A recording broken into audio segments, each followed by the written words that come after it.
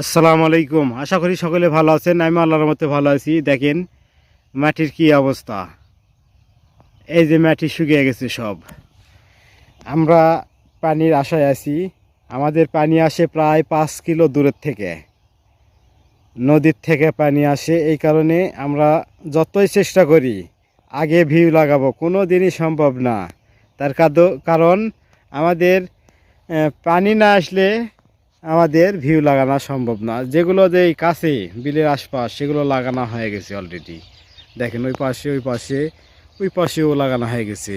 মানে বিলের আশেপাশে যেগুলো মাটি, মানে বিলের সাথে সংযুক্ত, সেগুলো মাটি লাগানো হয়ে গেছে। ওই যে দূরে তো ওই পাশে ধান লাগাচ্ছে অনেক দূরে, ওগুলো নদীর পানি চলে আসছে। মানে আর 7-8 দিনের মধ্যে আমরাও পাবো ইনশাল্লাহ। এই যে মাটিগুলো সব খরায় গেছে, যে পাশে মাটি সব এল টেল ধরে রেডি।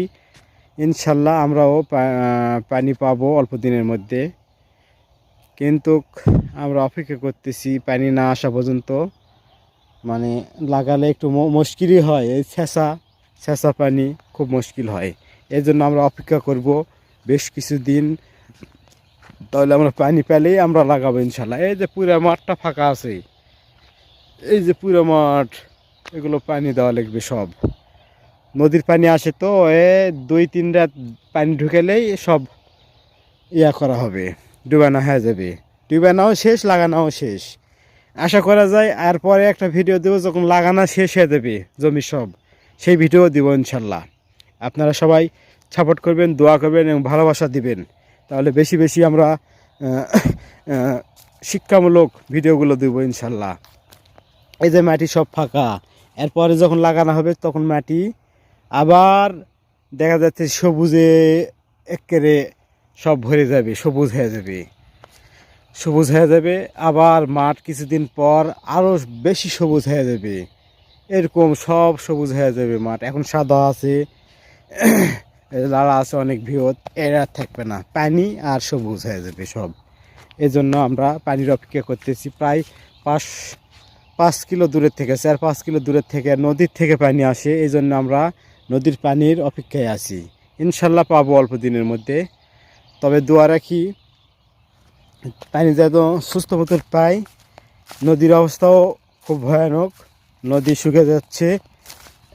কি ব্যাপার, কয়েক বছর থেকে নদী শুকিয়ে যাচ্ছে।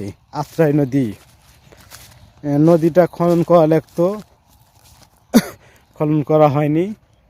সবাই দোয়া করবেন অতি তাড়াতাড়ি যেন আমাদের নদীটা খনন করা হয়। খনন করলে আমাদের নদীতে পানি থাকবে এবং আমরা সুস্থ মতো আবাদ ফসল করতে পারবো। এই যে নদীর পানি পুষে গেছে, দেখেন এই যে পানি পুষেছে, মানে ওই পাশে দিছে পানি। ওই যে ওখানে আছে 7 বিঘের জমি, ও খুব প্রভাবশালী আমাদের এখানকার, ওর জমিতে দিয়েছে পানি। ওর টাকা পয়সা আছে এবং প্রভাবশালী, এই জন্য পানি পাইছে আর কি। প্রভাবশালী হলে যা হয় আর কি। যাই হোক, আমরা সবাই প্রভাবশালী হব একদিন, আল্লাহ পাক যদি করে, এবং আমরাও সে আশায় থাকবো। আল্লাহ নিরাশ করবে না কাউকে, আমরা আশা ধরে থাকবো। ইনশাল্লাহ আমরাও একদিন প্রভাবশালী হব। সবাই ভালো থাকবেন, সুস্থ থাকবেন, সুন্দর থাকবেন এবং নিরাপদে থাকবেন। শীতের সময় শীতের পোশাক নিয়ে সবাই বের হবেন। সবার সুস্থতা কামনা করি। আসসালামু আলাইকুম রহমতুল্লাহ।